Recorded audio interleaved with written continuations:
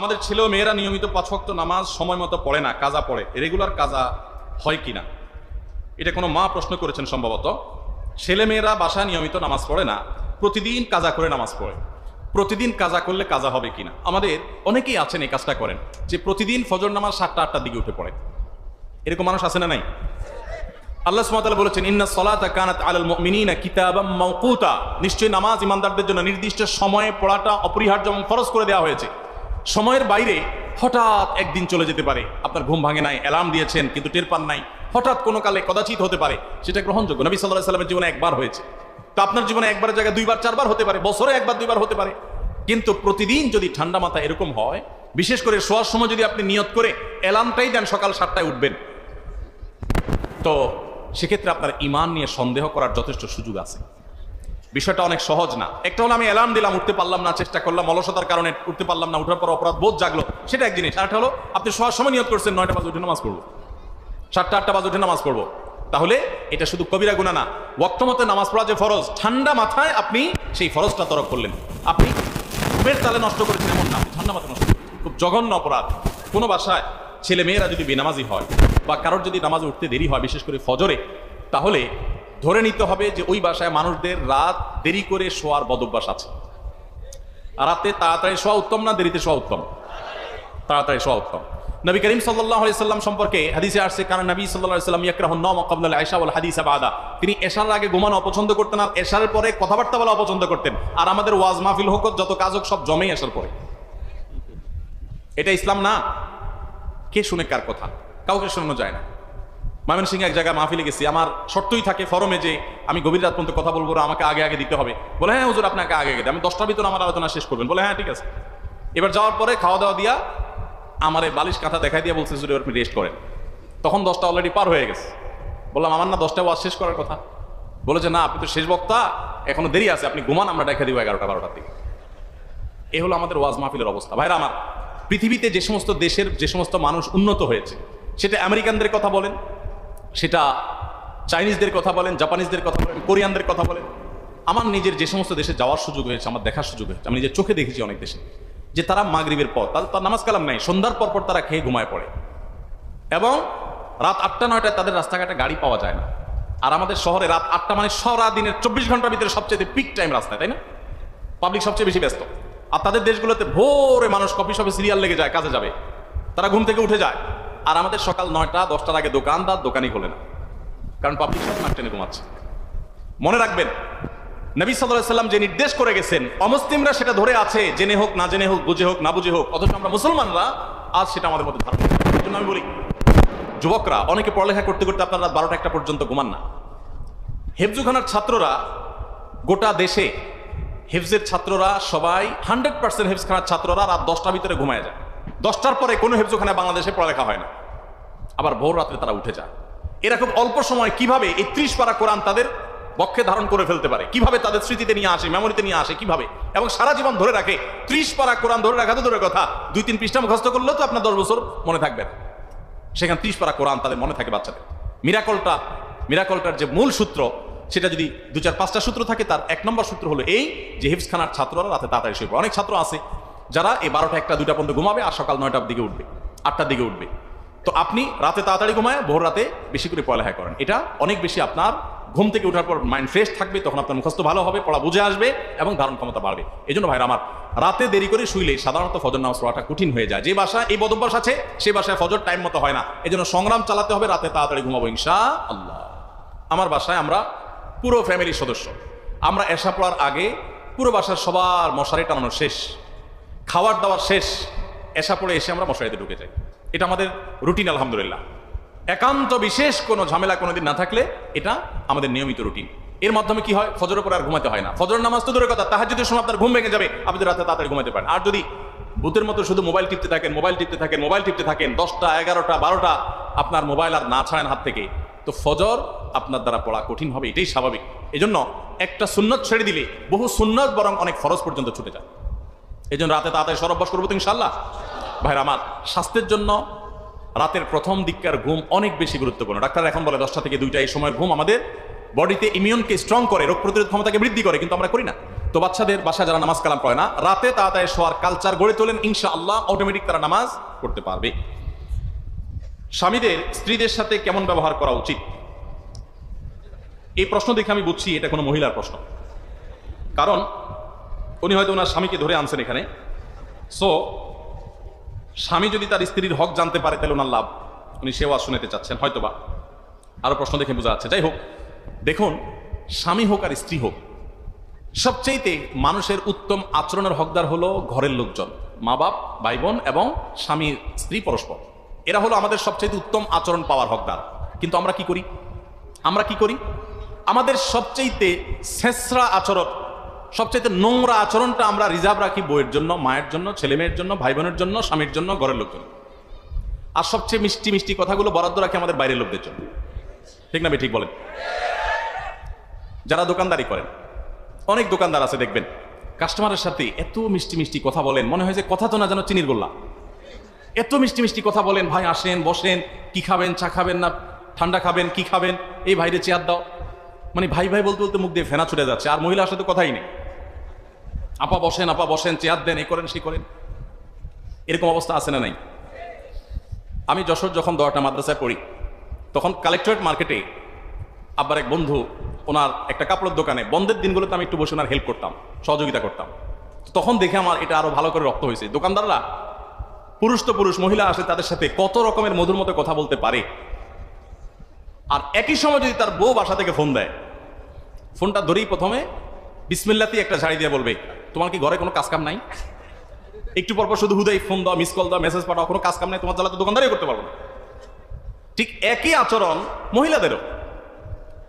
বাসা থেকে, দোকান থেকে যদি স্বামী ফোন দেয় বা বাইরে থেকে স্বামী ফোন দেয়, কি তোমার কাজ কাম নাই, হুদাই ফোন দাও সারাদিন, বুড়ো বয়সে তোমার বিমরতি ধরছে, নানান কথা। আবার যদি অপরিচিত আননোন করে নাম্বার থেকে কেউ ফোন দেয়, তাহলে আসসালামু আলাইকুম ভাই, কেমন আছেন ভাই, কে বলছেন, তখন কথার ভিতরে মধুর কোনো শেষ। তো আমাদের পুরো সমাজে বেশিরভাগ মানুষ আমরা আমাদের সবচেয়ে ছেঁচড়া আচরণটা রিজার্ভ করে রাখি ফ্যামিলির সদস্যদের জন্য, আর সবচেয়ে মিষ্টি আচরণটা বরাদ্দ রাখি বাইরের লোকদের জন্য। এর চেয়ে কপাল পোড়া, এর চেয়ে দুর্ভাগা, এর চেয়ে খারাপ মানুষের কে হতে পারে যে তার পরিবারের লোকরা তার ভালো আচরণ পায় না, ভালো আচরণ বাইরের লোকদেরকে দেয়। অবশ্য বাইরের লোকদেরকে ভালো আচরণ দেয় বললে ভুল হবে, ওইটা তার ইনভেস্ট, ওইটা তার বিজনেস। আল্লাহ তাআলা আমাদেরকে মানুষ হওয়ার তৌফিক দান করুন। স্বামী হোক আর স্ত্রী হোক, পরস্পর সদাচরণ করতে হবে। আমরা মহিলাদের প্রতি সদাচরণের কথা অনেক বেশি আসে, প্রশ্ন বেশি আসে, জন্য বেশি বলা হয়। কিন্তু বাস্তবতা হলো বাংলাদেশে বহু ঘরে ঘরে আমরা নারী নির্যাতনের কথা শুনি, ঘরে ঘরে তলে তলে হাজারো পুরুষ নির্যাতন চলছে। এই আওয়াজ আমার এই কথার সপক্ষে অনেক বড় সাক্ষী যে আসামি এখানে হাজির, আসামি তো না, আপনার ভিকটিম সব এখানে হাজির। ভিকটিমদের ঠিকঠাক আওয়াজ দেখে বোঝা যাচ্ছে যে বেচারা কি পরিমাণ দুর্গতিতে আছে। অনেক মহিলারা আছে নামাজ পড়তে পড়তে কপালে দাগ ফেলে দিচ্ছে,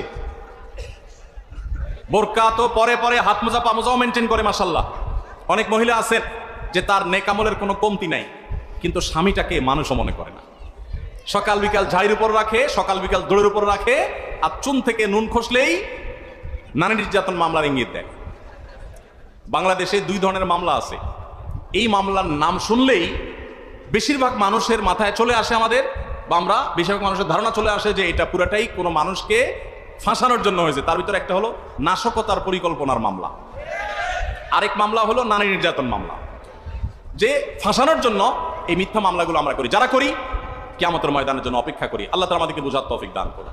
তাহলে মনে রাখবো যে স্বামী স্ত্রী উভয়ের হক আদায় করতে হবে, কেউ কারোর প্রতি জুলুম করতে পারবেন না। মহিলারা তারা অনেক সময় দেখা যায় স্বামীর প্রতি বেয়াদবি করেন, স্বামীকে পাত্তা দেন না, কোনো কথা শুনেন না। আল্লাহ এবং তার রাসূল সাল্লাল্লাহু আলাইহি সাল্লামের পর আপনার অভিভাবক, আপনার স্বামী, লোকটা যদি একটু বোকাও হয়, লোকটা যদি একটু বেকুব কিসিমেরও হয়, আপনার চাইতে 1 ইঞ্চি কমও বুঝে, আল্লাহ তাকে আপনার অভিভাবক করেছেন। আপনি তার আনুগত্য, যদি সে কোনো অন্যায় নির্দেশ না করে, তাহলে তার আনুগত্য করার মধ্যেই আপনার দিনদারি নিহিত আছে। আপনার জন্য নফল আমল করার চাইতে, নফল নামাজ পড়ার চাইতে, নফল দাওয়াতের কাজ করার চাইতে নিজের স্বামীর আনুগত্য করার, স্বামীর সেবার গুরুত্ব অনেক বেশি। আমি প্রায় বলি, এটা আমাদের মা বোনদের জন্য তিতা করল্লার মতো আমল। তিতা করল্লার জুস পান করা যেরকম কষ্টের, মহিলাদের জন্য এইসব আমল কষ্টের। মহিলাদেরকে সুবহানাল্লাহ আলহামদুলিল্লাহ বলতে বলে ওরা অনেক খুশি, কোরআন তেলাওয়াত করতে বলেন অনেক খুশি, কানের দুলগুলা খুলে আল্লাহর রাস্তায় দান করতে বলেন তাও রাজি, মাগার স্বামীকে শ্রদ্ধা করতে অনেকেই রাজি না। আল্লাহ তাআলা আমাদের সবাইকে স্বামী স্ত্রী পরস্পরের হক আদায় করার তৌফিক দান করুন। সদাচরণ করা, উভয়ের প্রতি পরস্পরের কর্তব্যগুলো জেনে সেগুলো পালন করা, নিজের আচরণ দ্বারা কষ্ট না দেওয়া, এগুলো আমাদের কর্তব্যের অংশ। পেরেশানি এবং মানসিক চাপ থেকে মুক্তি পাওয়ার উপায় এবং আমল কি? পেরেশানি এবং মানসিক চাপ থেকে মুক্তি পাওয়ার জন্য সর্বপ্রথম হলো ঈমান এবং তাকওয়াকে মজবুত করা। আমরা আগেই বলেছি, যার ঈমান যত দুর্বল সে তত তাড়াতাড়ি ডিপ্রেসড হয়ে পড়ে, যার ঈমান যত শক্তিশালী ডিপ্রেশন তাকে তত কম স্পর্শ করে। যত সমস্যাই হোক আল্লাহ তাআলা আমার সমস্যা দেখবেন, আল্লাহ তাআলা আছেন, তার উপর আমার ভরসা থাকবে, আমার এই সমস্যার একটা সমাধান হবেই হবে, আর কিছু না হোক আখিরাত আমার সামনে পড়ে আছে। ঈমানদার ডিপ্রেসড হয়ে ভেঙে পড়বে, এটা তার সাজে না। এই জন্য ঈমান মজবুত করলে ইনশাআল্লাহ পেরেশানি থেকে আমরা মুক্তি পাবো। আর এছাড়া পেরেশানি থেকে মুক্তি লাভের জন্য দুরুদ এবং ইস্তেগফার এবং দোয়া ইউনুস, তিনটা আমল, দুরুদ, ইস্তেগফার, দোয়া ইউনুস, যে কোনো ডিপ্রেশন থেকে মুক্তির জন্য এগুলো মহৌষধের মতো কাজ করে। আপনি খুব বিপদে আছেন, পেরেশানিতে আছেন, আস্তাগফিরুল্লাহ ওয়া আতুবু ইলাইহি, আল্লাহুম্মা আনতা রাব্বি লা ইলাহা ইল্লা আনতা সাইয়্যিদুল ইস্তিগফার, দুরুদ ইব্রাহিম, ছোট দুরুদ সাল্লাল্লাহু আলাইহি সাল্লাম পড়তে থাকেন অনবরত, লা ইলাহা ইল্লা আনতা সুবহানাকা ইন্নী কুনতু মিনাজ জালিমিন, দোয়া ইউনুস পড়তে থাকেন। আল্লাহ সুবহানাহু ওয়া তাআলা বলেছেন ওয়া কাযালিকা নুনজিল মুমিনিন, ইউনুস আলাইহিস সালামকে যেভাবে এই দোয়ার মাধ্যমে আল্লাহ রক্ষা করেছেন, ঠিক একইভাবে ঈমানদারদেরকে আল্লাহ তাআলা রক্ষা করবেন দোয়া ইউনুসের মাধ্যমে ইনশাআল্লাহ। এজন্য এই আমল করবেন। তৃতীয়ত আরেকটা স্পেশাল দোয়া আছে পেরেশানি থেকে মুক্তির জন্য, নবী সাল্লাল্লাহু আলাইহি ওয়াসাল্লাম পড়তেন। দোয়াটা হলো আল্লাহুম্মা ইন্নী আউযু বিকা মিনাল হাম্মি ওয়াল হাযান, আল্লাহুম্মা ইন্নী আউযু বিকা মিনাল হাম্মি ওয়াল হাযান ওয়া আউযু বিকা মিনাল আজজি ওয়াল কাসাল ওয়া আউযু বিকা মিন গালাবাতিদ দাইনি ওয়া কাহরির রিজাল। আল্লাহ আপনার কাছে পেরেশানি থেকে, ডিপ্রেশন থেকে, চিন্তা থেকে, দুশ্চিন্তা থেকে আপনার কাছে পানা চাই, মুক্তি চাই। আল্লাহ তাআলা আপনার অন্তরকে প্রশান্ত করবেন ইনশাআল্লাহ। আর সর্বশেষ আমল হলো ভোর রাতে তাহাজ্জুদের সময় উঠে চোখের পানি ফেলে আল্লাহর কাছে দোয়া করবেন ইনশাআল্লাহ। আল্লাহ তাআলা অসাধ্যকে সাধন করে দিবেন। ঢাকায় বাংলাদেশের প্রথম সারির একটা ব্যবসা প্রতিষ্ঠান, 1, 2, 3 পড়বে এরকম একটা ব্যবসা প্রতিষ্ঠান, একটা কর্পোরেট অফিসে আমার একটা কাজে একবার যেতে হয়েছে। তো সেখানে এক ভদ্রলোকের সাথে দেখা, সে অফিসের বড় কর্মকর্তা। উনি আমাকে দেখে খুব আবেগ আপ্লুত হলেন এবং আমাকে একটা সময় ওনার অফিসে দাওয়াত করলেন, চা খাওয়ার জন্য গেলাম। প্রসঙ্গত উনি বললেন যে ভাই, আমার জীবনে আপনার একটা কথার প্রভাবে আমার পুরো জীবনটাকে পরিবর্তন করছে। আমার একটা আগ্রহ তৈরি হলো, কি এমন কথা যে একটা লোকের জীবনটাকে চেঞ্জ করে দিছে, বলেন ভাই। তখন লোকটা আমাকে বললেন যে ভাই, আমার এমন একটা রোগ হয়েছে যে দেশের বাইরে বিভিন্ন চিকিৎসা আমার নেওয়া হয়েছে, বিভিন্ন হসপিটালে আমি ট্রিটমেন্ট নিয়েছি, কিন্তু আমার কোনো সমাধান হয় নাই, কোনো রোগ ভালো হয়নি। শেষ পর্যন্ত কোম্পানির চাকরি ছেড়ে গ্রামে চলে গেছি, জাস্ট মরার অপেক্ষা, কারণ আমার এ রোগ থেকে মুক্তির কোনো উপায় নাই, কষ্টের কোনো শেষ নাই, যে কোনো মুহূর্তে মৃত্যু আসবে, এটার জন্য অপেক্ষা করছি। তো এর মধ্যে আপনার এক আলোচনা থেকে তাহাজ্জুদের সময় অসাধ্য সাধন হয়, ভোর রাতের দোয়া অসম্ভব সম্ভব হয়, এটা জানার পর ওই দিন থেকে তাহাজ্জুদ পড়া শুরু করলাম। কয়েকদিন পড়ার পর একদিন তাহাজ্জুদে প্রচুর কান্নাকাটি করলাম, তাহাজ্জুদ পড়ে প্রচুর আল্লাহর কাছে চোখের পানি ফেললাম, সিজদা পড়ে থাকলাম। এরপর তাহাজ্জুদের নামাজ পড়ার পর সকাল থেকে আমার শরীর থেকে সেই রোগ যে উধাও হয়েছে, এখন আবার কোম্পানিতে ব্যাক করে আমি চেয়ারে বসে কাজ করছি। আমার রোগ হওয়ার আগে আমি যতটা সুস্থ ছিলাম, আল্লাহর কসম এখন আমি তার চাইতে অনেকগুণ বেশি সুস্থ। এখনো বেঁচে আছেন এই লোকটা, আমার সাথে যোগাযোগ হয়নি, আমি তো প্রায় যোগাযোগ হয় ভাইরা আমার। এই জন্য ডিপ্রেশন থেকে বাঁচার জন্য আল্লাহর কাছে চোখের পানি ফেলে দোয়া করে। মানুষের কাছে বললে পেরেশানি আর বাড়ে, আবার না বললে আপনি হালকাও হবেন না। চোখের পানি ফেলে আল্লাহকে মন খুলে বলেন, একাকি কেউ যেন না শুনে, চিৎকার করে করে বলে। এই যে রমজান আসছে, সারা বছর তাহাজ্জুদ পড়তে পারেন না, কিন্তু রমজানে তো আপনি সারি খেতে উঠেন। সারি খেতে উঠলে ওইটা আমি ভোর রাতে একটু আল্লাহর কাছে দোয়া করি, এটা আমি দোয়া কবুল হয়। আল্লাহ তাআলা আমাদের সবাইকে তৌফিক দান করুন। বিভিন্ন সময় আমাদের কিছু জিনিসে পা লাগলে আমরা হাত দিয়ে ছুঁয়ে, বুকে ও মাথায় ছুঁয়ে সালাম করি, এটা কতটুকু যুক্তিসঙ্গত, এটা কি ঠিক? কোনো কিছু যদি পা স্পর্শ হয়, কোনো কিছুতে পা লাগে, একজন মানুষের গায়ে পা লাগছে, আমরা তার গাটাকে স্পর্শ করে চুমো খাই বা বুকে হাত রাখি, এটা মূলত করি হলো যে পাও লাগাটাকে আমাদের সমাজে অসম্মানজনক মনে করা হয়। আমার পা লাগাটা যে ভুলে হয়ে গেছে, জাস্ট সেটা বোঝাবার জন্য আমরা এটা করি। সো এরকম যদি হয়, তাহলে সেক্ষেত্রে শুধুমাত্র এই বার্তা দিলাম এর মাধ্যমে যে আমি মূলত ইচ্ছাকৃত আপনার পায়ে গায়ে আমি লাথি দেই নাই, পা দেই নাই, এটা ভুলে লেগে গেছে, টাচ করে তাকে শুধু এটা আমি বোঝালাম, এটুকু ঠিক আছে, কোনো অসুবিধা নেই। কারণ প্রত্যেক অঞ্চলের মানুষের ভাষা, তাদের আচরণ, তাদের মনের ভাব ব্যক্ত করার পদ্ধতি ভিন্ন ভিন্ন হতে পারে, এবং এভাবে আমরা আমাদের জাস্ট মনের ভাবটাকে ব্যক্ত করছি, এখানে কোনো অন্যায় হচ্ছে না, শুধুমাত্র বলছি সরি বা দুঃখিত বা আমি ইচ্ছাকৃত মারি না, এই কথাটাকে আমরা একটা আচরণ দিয়ে বোঝালাম, কোনো অসুবিধা নেই। তবে কোনো জিনিসে পাওয়া লাগলে সেখানে ওইটা ছোঁয়াছুঁইতে কিছু আসে যায় না, কারণ ওই জিনিসের প্রতি তার সম্মান অসম্মান জিনিস তো আর বুঝবে না যে তাকে ছুঁয়ে আমি আবার সরি বলেছি। অতএব জিনিস পাও লেগে গেছে, যদি এই জিনিসটা পাওয়া লাগার মতো জিনিস না হয়, খাদ্য, সেখানে পা লেগে গেছে, তাহলে সেক্ষেত্রে আমার সতর্ক হতে হবে পরবর্তী জনের জন্য এটা না হয়। কিন্তু সেখানে ছোঁয়াছুঁই করার কোনো যৌক্তিক কারণ নাই। কিন্তু কোনো মানুষের গায়ে লেগে গেছে, আমরা ছুঁয়ে নিলাম, টাচ করলাম, ধরলাম, বুঝালাম, এটা জায়েজ হতে পারে ইনশাআল্লাহ। বাবার বাড়ি নাটোর, সেখানে কসর পড়বো নাকি পুরো নামাজ পড়বো? একজন বোন প্রশ্ন করেছেন, মেয়েরা বাবার বাড়িতে গেলে সফরের নামাজ অর্থাৎ কসর পড়বেন না পুরো নামাজ পড়বেন? এর উত্তর হলো যে মেয়েরা বিয়ের পর স্বামীর সংসারে যখন চলে আসে, এটা তাদের স্থায়ী ঠিকানা হয়। বাবার বাড়ি তখন তারা সেখানে গেস্ট এবং মেহমান হিসাবে যান, বিধায় সেখানে তিনি কসরের নামাজ পড়বেন। কিন্তু যদি কোনো মেয়ের বাবার বাড়িতে থাকার ব্যবস্থা থাকে, স্বামী সন্তান নিয়ে তিনি সেখানেও মাঝে মধ্যে থাকেন, তাহলে সেক্ষেত্রে সেটা তার একটা হোম, সেকেন্ড হোমের মতো হবে, সেটা তার আরেকটা বাড়ির মতো হবে, সেখানে তিনি পুরো নামাজ পড়বেন। বাট ম্যাক্সিমাম মেয়েদের ব্যবস্থা নাই, বাবার বাড়িতে গেলে জাস্ট একটা কক্ষ তাকে দেওয়া হয়, তিনি থাকেন, বেড়ায় আবার চলে আসেন। এরকম যদি হয় তাহলে তিনি বাবার বাড়িতে কসরের নামাজ পড়বেন, যদি সেটা সফরের দূরত্ব হয়। আর যদি কাছাকাছি হয় তাহলে তার কসরের কষ্ট নেই। অজু অবস্থা বা নামাজের মাঝে বাচ্চাদের টয়লেট ক্লিন করার প্রয়োজন হলে আবার কি অজু করতে হবে, নাকি আগের অজুতেই নামাজ পড়া যাবে? বাচ্চার বয়স 21 মাস, মেয়ে বাচ্চা, ছেলে বাচ্চা হোক আর মেয়ে বাচ্চা হোক, বড় হোক আর ছোট হোক, বাচ্চাদের পেশাব পায়খানা করেছে, তাদের প্যান্ট, তাদের প্যাম্পাস ইত্যাদি আপনি পরিষ্কার করেছেন, এগুলো পরিষ্কার করার কারণে আপনার অজু নষ্ট হবে না। তবে যদি হাতে ময়লা লাগে, যেই জায়গায় ময়লা লেগেছে ওই জায়গাটা ধুয়ে ফেলবেন, বাস এটুকু যথেষ্ট, আর নতুন কিছু আপনাকে করতে হবে। আমার 2021 সালে করোনা হয়েছিল, আমি 8-10 দিন আইসিইউতে ছিলাম, আল্লাহ আমাকে বাঁচিয়ে রেখেছেন, পুরোটাই আল্লাহর ইচ্ছা। তারপর থেকে আমার একটার পর একটা অসুখ লেগেই থাকে, আমি একদমই সুস্থ থাকতে পারি না। এখন আমার কিছু মনে থাকে না, বেশি সময় ধরে কোরআন শরীফ ওজিফা বই পড়তে পারি না। আপনি আমার পরিবার ও সন্তানের জন্য খাস দিলে দোয়া করবেন, আমার জন্য দোয়া করবেন, আমাকে এমন একটা আমল লিখে দিবেন যেন আমি মারা গিয়ে আল্লাহর সামনে মুখ দেখাতে পারি। সবশেষে আমার ছোট মেয়ের জন্য দোয়া করবেন। আল্লাহ তাআলা আপনার প্রতি রহম করুক এবং আপনার মেয়ে এবং পরিবারের প্রতি রহম করুক। শেষে আপনার জন্য যে আমলে কথা বলবো সেটা হলো, কোনো গুনাহে লিপ্ত হবেন না। আল্লাহ তাআলা আইসিইউ থেকে আপনাকে ফিরিয়ে এনেছেন। করোনার সময় আমারও করোনা হয়েছে, আমি হসপিটালে ভর্তি ছিলাম, সেখানে কত মানুষ অসহায় হয়ে গেছে আমরা দেখেছি। আমার এক পরিচিত বন্ধু ঢাকা মেডিকেল কলেজের ডাক্তার, তিনি বলেছেন যে এক লোক আমার রুগী হয়ে করোনার সময় এসছে, তার প্রথম করোনা পজিটিভ হওয়ার পরে সে কোনো পাত্তাই দিচ্ছে না এবং কোনো সাইড দিচ্ছে না, বলে যে আমি খুব স্ট্রং মানুষ, খুব ফিট মানুষ, আমি অনেক এক্সারসাইজ করি, আর কিছুই হবে না। বলে যে 2-4-5 দিন যাওয়ার পর আস্তে আস্তে আস্তে আস্তে যখন সে উইক হয়ে আসছে, একটা পর্যায়ে আইসিইউতে চলে গেছে, তখন সে একদম আইসিইউ যাওয়ার আগ মুহূর্তে সে একেবারে সুর মতো সোজা হয়ে গেছে, তার সব বাহাদুরি শেষ পর্যন্ত লোকটা বেঁচে ছিল। এবং ওই ডাক্তার সাহেব আমাকে বলেন যে যতবার দেখা হয় তার সাথে আমি জিজ্ঞেস করি কি খবর আপনার বাহাদুরির, তো বলে যে মাথাটা তার নিচু হয়ে যায়। আল্লাহ সুবহানাহু ওয়া তাআলা মানুষকে এক মুহূর্তেরও প্রয়োজন হয় না আল্লাহ তাআলা মানুষকে সোজা করার জন্য, দুর্বল করার জন্য। তো এরকম কঠিন সময় থেকে আল্লাহ ফিরিয়ে এনেছেন, সেজন্য আল্লাহ শুকরিয়া আদায় করবেন, আর সকল গুনাহ থেকে, হারাম থেকে বেঁচে থাকবেন। আগের গুনাহগুলোর জন্য তওবা ইস্তেগফার করতে থাকবেন, বেশি বেশি চোখের পানি ফেলতে থাকবেন। এটা ইনশাআল্লাহ সবচেয়ে গুরুত্বপূর্ণ আমল। আমার আব্বু 18 সাল থেকে হজে যাব করে যায় না, বলে ছেলেদের পড়ালেখা এত খরচ, তাদের মানুষ করে নেই, ইনশাআল্লাহ যাব। তার সত্যি খরচ অনেক, অথচ কিছু সম্পদ বিক্রি করলেই যেতে পারে। আমাদের অর্থনৈতিক অবস্থা আলহামদুলিল্লাহ ভালো, তাকে নসিহতপূর্বক কিছু বলুন। দেখুন, প্রথম কথা হলো যে মাশাআল্লাহ, এটা ভালো কথা যে ছেলে বাপরে নসিহত করার জন্য চিঠি লিখেছে, এটা তো অনেক আনন্দের বিষয়। আমাদের ঘরে যেরকম ছেলে আছে যে বাবার সংশোধন চায়, এটা তো আনন্দের বিষয় আলহামদুলিল্লাহ। দেখুন, যদি সম্পদ বিক্রি করে হজে যাওয়ার প্রশ্ন আসে, তাহলে আমরা বলবো মানুষ যে সম্পদের উপর নির্ভরশীল, ধরেন একটা বাড়ির ভাড়া পেয়ে আপনার সংসার চলে, দোকানে ভাড়া পেয়ে আপনার সংসার চলে, জমির চাষাবাদ দিয়ে আপনার সংসার চলে, তো ওইটা বিক্রি করে শরীয়ত আপনাকে হজ করতে বলে না। কিন্তু যেটার উপর আপনি নির্ভরশীল না, যেটা আপনার অতিরিক্ত প্রয়োজনে, সেটা বিক্রি করেও আপনাকে হজ করতে হবে। আর ছেলে মেয়ের খরচের জন্য, অন্যান্য খরচের জন্য আপনি লক্ষ টাকা খরচ করতে পারেন মাসে, কিন্তু হজের জন্য আপনি টাকা জমাতে পারেন না, এটা অবশ্যই দুর্ভাগ্যের ব্যাপার। আমাদের কাছে দুনিয়া প্রাধান্য পেয়ে যাওয়ার কারণে এই দুরবস্থা হয়। যারা আখিরাতের প্রতি ঈমান আনে, তাদের কাছে আখিরাতটাই অনেক বড় থাকে, পাশাপাশি তারা দুনিয়াকে চালিয়ে যায়। অতএব এরকম মানুষকে আমি বলবো, কোনো আল্লাহওয়ালা, কোনো নেককার মানুষের সোহবত, কোনো আমলদার মানুষের, কোনো আব্দে সালেহ বা নেককার আল্লাহওয়ালা মানুষের সোহবতে তাকে বেশি বেশি নেন, ইনশাআল্লাহ আশা করা যায় তার ভিতরে দুনিয়ামুখীতা কমবে এবং দিনদারিতা বাড়বে। এতিম বাচ্চাদের জন্য দান সাদকা চাইতে আসে, এটা কি দেওয়া উচিত?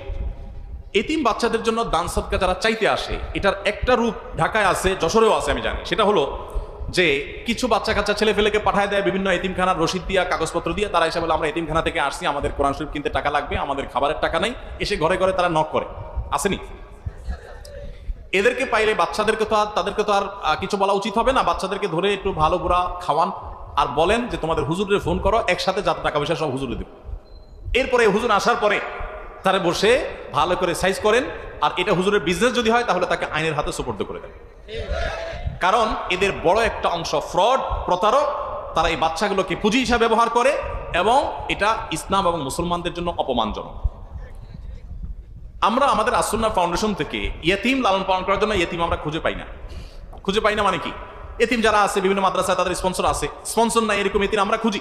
আমরা সার্কুলার দেই প্রতি বছর যে সারা দেশে যদি এতিম আছে, যারা অসহায় আছে, তারা আবেদন করেন, তাদের শতভাগ স্কলারশিপ, তাদের সকল খরচ খরচা আমরা বহন করব আমাদের এতিম ফান্ড থেকে। তো সেখানে প্রপার এতিম পাইতে কষ্ট হয়ে যায়, আর এখানে এতিম খানা পায় না, দুয়ারে দুয়ারে খানা আর কোরআন শরীফ কিনতে টাকার জন্য যায়। এদের অনেককে আমি ধরেছি এবং তাদের হুজুরদের ফোন দেওয়ার পর সদুত্তর দিতে পারে না। এদের অনেকেই প্রকৃত অর্থে হুজুরও না, জাস্ট লেবাস লাগাইছে, এই বাচ্চাগুলো থেকে তারা বিজনেস করে। অতএব অনেকে আমরা মনে করি না সরলতার কারণে বিশ্বাস করি না, বিশ্বাস করার কোনো কারণ নাই। বিশেষ করে আপনি অবিশ্বাসও করার দরকার, আপনি খোঁজ খবর নেন, আপনি চেক করেন সন্দেহ হলে। তবে এটা ঠিক, ওয়াম্মা সাইলা ফালা তানহার, যারা মানুষের কাছে চায় তাদেরকে ধমক দিতে আল্লাহ নিষেধ করেছেন। বিদায় তাদেরকে, বাচ্চাদেরকে আপনি ধমক দিবেন না, কিন্তু নাটের গুঁড়োগুলোকে খুঁজে বের করবেন যে কেন আল্লাহর দিনকে তুমি অপমান করছো। বহু মাদ্রাসা আছে, সেখানে ইতিমদের ফান্ড আছে, তহবিল আছে, গোরবা ফান্ড আছে, সেখানে ভর্তি হবে, প্রয়োজনে হুজুররা যাবে তাদের কালেকশনের জন্য, বাচ্চাদেরকে কেন পাঠানো হবে? এই বিষয়ে আমাদের প্রত্যেকেরই সতর্ক হওয়া দরকার এবং দায়িত্বশীল ভূমিকা রাখা দরকার। যাদের জাকাত দেওয়া ফরজ, তারা জাকাত দেয় না, তাদের নিয়ে কিছু আলোচনা করেন। জাকাত যারা দেন না, সম্পদ সঞ্চয় করে রাখেন, আল্লাহ কোরআনে বলেছেন ইয়াউমা ইউহমা আলাইহা ফি নারি জাহান্নাম ফাতাকু বিহা জিবাহুহুম ওয়া জুনুবুহুম হাদা মা কানাসতুম লিআনফুসিকুম ফাযুকু মা কুনতুম তাকনিজুন। আল্লাহ বলেছেন কিয়ামতের ময়দানে যেই সম্পদ আপনি জাকাত না দিয়ে সঞ্চয় করেছেন, এগুলোকে জাহান্নামের আগুনে, এই সম্পদগুলোকে পাত বানিয়ে উত্তপ্ত করে এই জাকাত আদায় করে না যে সেই ব্যক্তির কপালে, ললাটে, পিঠে, পার্শ্বদেশে ছেক দেওয়া হবে, আর বলা হবে যেই সম্পদ গুনে গুনে সঞ্চয় করেছো, জাকাত দাও নাই, আজকে সেই সম্পদের স্বাদ ভোগ করো। আল্লাহ তাআলা আমাদেরকে হেফাজত করুন। জাকাতকে নবী সাল্লাল্লাহু আলাইহি ওয়াসাল্লাম বলেছেন কিয়ামতের আগে একটা সময় আসবে যে জাকাতকে মানুষ জরিমানা মনে করবে, এটাকে অর্থদণ্ড মনে করবে, লস মনে করবে, যে এটা দিয়ে দিলাম আমার তো কোনো ব্যাক আসবে না। এটা কিয়ামতের আলামত যে মানুষ এটাকে জরিমানা মনে করে। মনে রাখবেন, জাকাত কখনো লসের প্রজেক্ট না। আপনি যেটা জাকাত দিয়েছেন আপনার আখিরাতের অ্যাকাউন্টে জমা হয়ে গেছে, এটা আপনার কেউ নিতে পারবে না, বিনিময় আল্লাহর কাছে পাবেন। সো এটা আপনার জন্য লসের কোনো জিনিস না, এটাকে জরিমানা মনে করা অনুচিত। জাকাতের গুরুত্ব যদি আমরা বুঝতাম, তাহলে জাকাত আমরা কেউ দেওয়া থেকে বিরত থাকতাম না। জাকাত ইসলামের ফরজ বিধান শুধু না, ইসলামের নামাজের পরে যেই রোকনের গুরুত্ব সেটা হলো জাকাত। আমরা আমাদের দেশে সাধারণত বলি নামাজ রোজা, সাধারণত আমরা বলি নামাজ রোজা, আসলে হওয়ার কথা নামাজ জাকাত। নামাজ জাকাত না নামাজ রোজা? নামাজের পরে রোজা আসে না জাকাত আসে? আল্লাহ গোটা কোরআন জুড়ে বলেছেন আকিমুস সালাহ ওয়া আতুজ যাকাত। নামাজ কায়েম করার পরে আল্লাহ জাকাতের কথা বলেছেন, কিন্তু আমরা বলতে বলি কি নামাজ রোজা। রোজা তো 3 নম্বরে, 2 নম্বরে তো জাকাত। তো জাকাতের ব্যাপারে আমরা অনেকে উদাসীন, আমরা নামাজ পড়ি অনেকে, কিন্তু জাকাত দিতে চাই না, কারণ নামাজ পড়তে পয়সা লাগে না, রোজা রাখতে পয়সা লাগে না।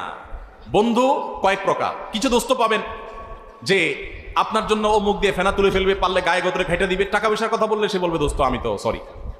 আবার কিছু আছে এর উল্টো, যে তার অনেক টাকা পয়সা আছে, সে বলবে দেখো ভাই আমি সময় দিতে পারবো না, টাকা লাগলে কিছু নিয়ে যাও, আছে না নাই? আবার কিছু আছে যে মুখে শুধু ফেনা তুলবে, টাকাও দিবে না, সময়ও দিবে না। আরেক প্রকার আছে না নাই? আরেক প্রকার বন্ধু আছে, টাকা লাগলে টাকা দিবে, আবার গায়ে খাটা লাগলে গায়েও খেটে দিবে। তাহলে 4 প্রকার হলো। মানুষও এরকম, মুখ দিয়ে বলবে আমি ইমানদার, নামাজেরও খবর নাই, জাকাতেরও খবর নাই। মুখ দিয়ে বলবে ইমানদার, নামাজ রোজা পড়বে, জাকাত ঠিক মতো দিবে না। আবার কিছু লোক আছে ইমানদার হয়ে সে নামাজও পড়ে আবার জাকাতও। এরা হলো আল্লাহ তাআলার প্রকৃত বান্দা, আসল মুসলমান। সে জান মাল সবকিছু কোরবান করে। আল্লাহ তাআলা আমাদেরকে তৌফিক দান করুন। স্বামীর পকেট থেকে না বলে টাকা নেওয়া জায়েজ আছে কিনা? এই প্রশ্নটা আপনাদের হাসির কারণ হলেও অনেক মহিলাদের এই প্রশ্নটা অনেক গুরুত্বপূর্ণ, তার কাছে অনেক গুরুত্বপূর্ণ। আমার কাছে একবার রমজান মাসে রাতভর, সাধারণত আমরা আমাদের বাসায় রাতভর রমজানে সবাই জেগে থাকে, এবার বন্দি করে, সকালে ঘুমায়, ফজর পরে ইশা করে তারপর ঘুম দেয়। তো আমার মনে আছে যে রমজান মাসে এরকম একবার সকালে ঘুমাইছি, জোহরের আগে উঠে দেখি মোবাইলে একই নাম্বার থেকে অনেকবার কল, 15-20 বার বা এরকম অনেকবার কল। তো এত বেশি কল একটা নাম্বার থেকে দেখে কল ব্যাক করলাম যে কোনো কারো বিপদ হলো কিনা। পরে দেখি ওই পাশ থেকে এক মহিলা ধরলো। বললাম কি খবর, কোনো সমস্যা বোন, এতবার ফোন করেছেন কি আপনি? তো বলে হুজুর আমার একটা জরুরি বিপদ হয়েছে বা একটা ইমার্জেন্সি সমস্যা হয়েছে, একটা জরুরি জানা দরকার, এই জন্য ফোন দিলাম। তাই আমি বললাম জরুরি তো বুঝছি, নাহলে এতবার কি ফোন দিয়েছেন, বলেন কি বিষয়। তখন বললো হুজুর বিষয়টা হলো স্বামীর পকেট থেকে টাকা চুরি করা জায়েজ হবে কিনা। তো আমি বললাম এটা জরুরি মাসালা হলো, তো এটার জন্য এতবার ফোন দিয়েছেন। আমার স্ত্রী পাশে ছিলেন, উনি শুনলেন, শোনার পর আমার স্ত্রী আমাকে বললেন শোনো, তুমি সবকিছু নিজের মতো হিসাব করলে তো হবে না, ওই বেচারির জায়গায় তুমি চিন্তা করার চেষ্টা করো। সে হয়তো তার স্বামীর পকেটে জীবনে কঞ্জুস বেটা, হয়তো কোনোদিন টাকা পয়সা পায় নাই, আজকেই হয়তো চান্স পাইছে, এখনই তার মাসালার উত্তর দরকার। তো এটা তার জন্য ইমার্জেন্সি, তোমার কাছে এটা নাথিং হতে পারে। তো আপনারা হাসলে কি হবে, অনেক মহিলাদের কাছে এটা গুরুত্বপূর্ণ, কারণ অনেক কঞ্জুস স্বামী আছে, হাত খরচের টাকাও দেয় না, যার কারণে বেচারি চুরি চিন্তা করা ছাড়া উপায় থাকে না। যদিও এখানে বেচারিরও দোষ আছে। দোষ কি? দোষ হলো বিয়ের সময় তার মহৎ ধার্য হয়েছে না হয় নাই, কিন্তু সে মহৎ নেয় নাই, ওই বাসর রাতে স্বামীর পাম্পট্টি চোটে মাফ করে দিস, আছে না নেই? আমার দেশে মেয়েরা এত সোজা, শুধুমাত্র একটু, আর ছেলেরা এত পরিমাণ বাটপারি জানে, বাসর রাতে বলবে ধরবে মহর 10 লাখ 20 লাখ, এরপর বলবে দেখো মহর তো এখন মুরব্বীরা ধরছে 10 লাখ এত টাকা, 20 লাখ এত টাকা, এখন আমি তো এখনো উপার্জন ভাবে করতে পারি না, অল্প স্বল্প ইনকাম, আর এই কদিন পরে ইটালি চলে যাবো, টাকার অভাব হবে, সবই তো তোমার। আর এই বোকাশোকা সহজ সরল মেয়েরাও বলে দেয় ঠিক আছে আরে টাকা দিয়ে কি হবে, আপনি বাদ দেন, এগুলো লাগবে না। তো তুমি মাফ করে দিছো? তো হ্যাঁ আমি মাফ করে দিছি, শেষ। এই চান্সে ফেলায়া মেয়েদেরকে বোকা বানায়া এই বাটপারি করে পুরুষগুলো সব মহারণা মাফসাফ করে নেয়। এবার বেচারি মহিলা হুজুরের কাছে প্রশ্ন দেওয়া লাগে যে পকেট থেকে চুরি করে নিতে পারবো কিনা। আপনার চুরি করার দরকারটা কি? আপনি তখন তো নিজের হক নিতে পারতেন, ছেড়ে দিতে বলছে কি আপনাকে? অবশ্য না ছেড়ে উপায় নাই, কারণ মহিলা যদি বাসরাতে বলে যে না চান্দু টাকা দেয়া ছাড়া কথা নাই, আগে মহর পরিশোধ করো, তখন তো বলবে বাপরে বাপ, এই মহিলার সাথে ঘর করবো কেমনি, ওই বাসর থুয়া ছেলে পালাবে। আমাদের সমাজে মেয়েদের অধিকার আমরা নানাভাবে বলণ্ঠিত করি এবং নষ্ট করি, তাদের মহর ঠিক মতো দেই না। তো যাই হোক, মা বোনদের অধিকার, তাদের পাওনা দিয়ে দিবেন, টুকটাক তাদের হাত খরচে দেওয়া উচিত। তাদের মা আছে, বাবা আছে, খোঁজ খবর নিবে, যতটুকু পারেন সাধ্য অনুযায়ী তাদেরকে খোঁজ খবরের জন্য বা হাত খরচের জন্য টাকা পয়সা দিবেন। যদি কোনো স্বামী ন্যায্য পাওনা না দেয়, সংসারে খরচের টাকাও না দেয়, তাহলে সেক্ষেত্রে তার পকেট থেকে টাকা স্ত্রী নিতে পারেন। যদি তার ন্যায্য সংসারের বাজার খরচের টাকাও না দেয়, কঞ্জুস হয়, বা অনেক সময় দেখা যায় একাধিক বিয়ে হলে সে অন্য স্ত্রীর দিকে ঝোঁক থাকে, এখানে টাকাই না দেয়, তাহলে এক্ষেত্রে আপনার যতটুকু ভরণ পোষণের জন্য প্রয়োজন ততটুকু তার অজান্তেও তার পকেট থেকে আপনি নিতে পারবেন। কিন্তু আপনি চাইনিজ খাওয়ার জন্য, মার্কেটিং করার জন্য, আপনার বোনের ছেলে মেয়েকে জামা কাপড় কিনে দেওয়ার জন্য আর ফাও খরচ করার জন্য স্বামীর পকেট থেকে না বলে টাকা চুরি করলে সেটা কিন্তু জায়েজ হবে না, এটা মনে রাখতে হবে। যশোরের সুনামধন্য একটি কলেজে ছাত্রদের দায় রাখতে বাধা প্রদান করা হয়, এক্ষেত্রে ছাত্রদের করণীয় কি? ছাত্রদের করণীয় হলো ঐক্যবদ্ধভাবে আন্দোলন করা এবং অধিকার আদায় করা। দাড়ি রাখা এটা আমাদের সাংবিধানিক অধিকার। বাংলাদেশের সংবিধান প্রত্যেক ধর্মের মানুষকে যার যার ধর্ম পালন করার অধিকার দিয়েছে না দেয় নাই? সেই ধর্ম পালন করতে বাধা দেওয়ার এখতিয়ার কোনো অথরিটির কখনো থাকতে পারে। অতএব যদি কোনো অথরিটি বাধা দেয়, সেখানে ঐক্যবদ্ধভাবে প্রতিরোধ আন্দোলন গড়ে তুলবেন। আমাদের দেশে হাতে গোনা বলবো আমি, কারণ হাজার হাজার প্রতিষ্ঠান আছে, হাতে গোনা 2-4টা প্রতিষ্ঠানে এরকম কিছু মানুষ, তারা মানুষকে তাদের ধর্ম পালনে বাধা দেয়। সেখানে আপনার যত রকমের আকাম কুকাম হবে, যত রকমের খারাপ কাজ হবে, সেগুলো নিয়ে তাদের মাথা ব্যথা নাই। চাঁদাবাজি হবে, অছাত্ররা এসে হল দখল করবে, সন্ত্রাস করবে, ব্যভিচার হবে, ধর্ষণ হবে, সেগুলো নিয়ে তাদের মাথা ব্যথা নাই। কেউ দায় রাখলে তাদের খোঁচা। অনেক লোক আছে, তারা কেউ দায় রাখলে বলে ভাই কিভাবে এই দায় রাখেন গরমে, খোঁচায় না? বলবেন ভাই আমার তো খোঁচায় না, আমার দাঁড়িয়ে আপনারে খোঁচায় কিনা সেটা বলেন। আমার তো মনে হয় আপনার চুলকায়। তো যাই হোক, কলেজের ছাত্ররা শান্তিপূর্ণ আন্দোলনের মাধ্যমে তাদের ন্যায্য অধিকার আপনারা আদায় করা উচিত। কারণ অনেক জায়গায় দেখা যায় মেয়েরা যদি হিজাব করতে যায় তো স্কুল কলেজে তাদেরকে বাধা দেওয়া হয়, তাই না? কদিন আগে ইসলাম বিশ্ববিদ্যালয়ের মতো জায়গায় কুষ্টিয়ায় একটা মেয়ে পর্দার সাথে সে পরীক্ষা দিতে গেছে, তাকে পরীক্ষা দিতে দেওয়া হয়নি। সেটা নিয়ে যখন সারা দেশে ওলামা ইকরাম কথা শুরু করলেন, যখন লেখালেখি হলো, আন্দোলন হলো, প্রতিবাদ হলো, নিউজ হলো, তখন পরবর্তীতে শুনেছি তাকে তার অধিকার দেওয়া হয়েছে।